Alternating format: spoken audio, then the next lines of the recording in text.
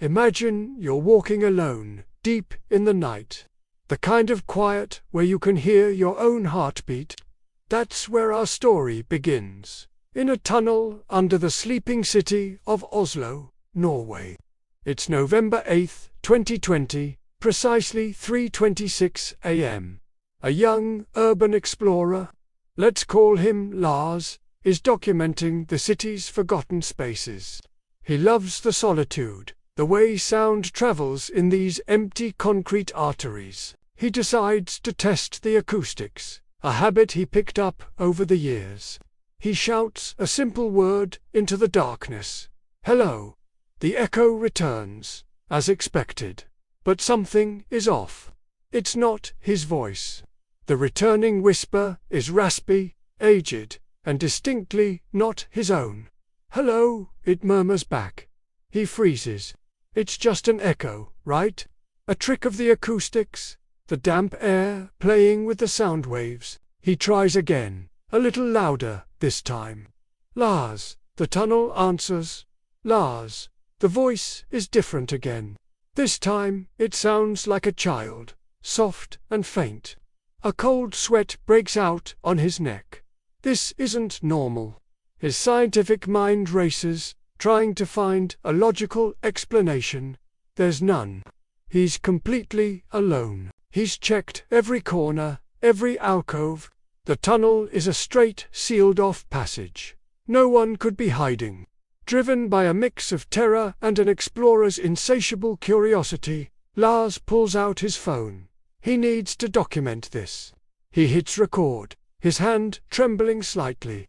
He points the phone into the oppressive darkness ahead. Who's there? He asks, his voice barely a whisper itself. For a moment, there's only the sound of dripping water and the hum of the distant city.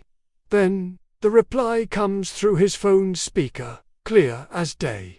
Waiting, one word. But it's not a single voice. It's a chorus, dozens of whispers overlapping, all saying the same thing. Waiting. His blood runs cold. This isn't an echo. An echo repeats what you say. This is a response. The tunnel is talking to him. He takes a shaky breath, his mind reeling.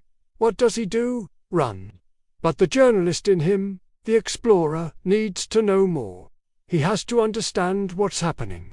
He asks another question, his voice stronger now, more demanding. Waiting for what? The silence that follows is heavier than before, thick with anticipation. He can feel a pressure in the air, a static charge that makes the hair on his arms stand up. The reply, when it comes, is longer. It's a full sentence, stitched together from different voices, a man's deep tone, a woman's sigh, a child's lisp. For someone to listen. Lars stares at his phone, watching the audio waveform spike with the ghostly reply. His heart is a drum against his ribs. Someone to listen. Who were they? Ghosts. Trapped souls.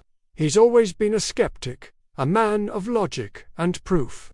But the proof is right here, on his phone, in the chilling air around him. He spends the next hour in a terrifying Q&A session with the tunnel. He asks about their names, their lives. The responses are fragmented, like piecing together a broken mosaic of memories. He hears names: Astrid, Magnus, Ellen whispered from the concrete walls. He hears snippets of stories, of lives cut short, of people who, like him, once walked this very tunnel. Each reply is a patchwork of voices, a collective consciousness trapped within the rock and steel. He learns they are the forgotten, the ones who passed through and were never heard from again. They've been silent for decades, their stories fading like old photographs. They aren't malicious, just lonely. They've been waiting for a frequency, a voice, that could bridge the gap between their world and his. And for some reason, his voice was the key. He asks them if they are at peace. The ensuing silence is the longest yet. Lars starts to feel a strange sense of responsibility, a connection to these disembodied voices. He's no longer just an explorer. He's a conduit, a confessor. Finally, a single, clear voice emerges from the chorus. It's the child's voice from the beginning. It sounds closer this time, almost right next to his ear. "We were alone," it whispers. Lars feels a profound sadness wash over him. He understands their pain, their isolation. He offers a simple, heartfelt reply. "You're not alone anymore. I hear you." A sense of calm seems to settle over the tunnel. The oppressive atmosphere lightens. The air feels less charged. He feels like he's done something important, given them a moment of recognition they've been denied for so long. He's been recording this entire time, capturing this impossible conversation. He knows this could change everything we think we know about the world. He checks his phone. The battery is low. The time is almost 5 a.m. The city above will be waking up soon. He feels a sense of closure, as if the session is over. He needs to leave, to process what has happened. "I have to go now," he says softly into the darkness. "Will you be here if I come back?" The silence stretches on. He waits, his phone still recording, hoping for one last confirmation, one final word of farewell. He's about to turn and leave, accepting that perhaps their energy is spent, when the final whisper comes through. It's not a chorus this time. It's one voice, the first raspy one he heard, but it's no longer distant. It's intimate, crystal clear, as if someone is standing directly behind him, their lips just inches from his ear.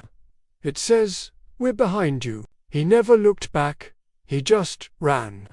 The recording cuts off, with the sound of panicked footsteps echoing on wet concrete, and a single, sharp, terrified gasp. The file was later found on his phone, which was discovered at the tunnel's entrance. Lars was never seen again.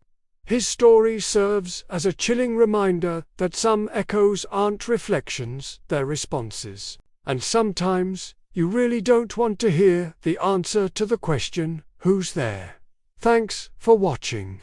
If you enjoyed this dive into the unknown, don't forget to hit that like button and subscribe for more stories from the shadows.